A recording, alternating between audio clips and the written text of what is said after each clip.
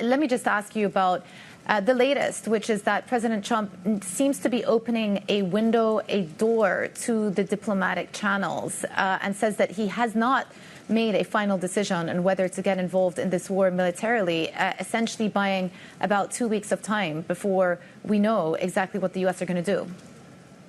Yes, I think you're exactly right. I don't think his initial instinct or his basic instinct is to go to war. In fact, he returned to power on the promise of withdrawing the United States or ending endless wars, needless wars, as he would see them. So I think his first choice, his first preference would be for a diplomatic deal. Of course, his terms for a diplomatic deal so far are not terms the Iranians have accepted. And perhaps he sees the coming 2 weeks with sustained Israeli military pressure as the time in which Iran will do a review and perhaps decide to climb down from its refusal to give up its uranium enrichment. That really is at the heart of this diplomatic dispute. Now, it's also worth remembering the phrasing within 2 weeks actually gives a very hazy timeline. Essentially, he can make a decision a minute from now. He can make a decision 2 weeks from now. And if it's 2 weeks from now, that takes us up against the July 4th holiday, Independence Day in the United States, perhaps a time when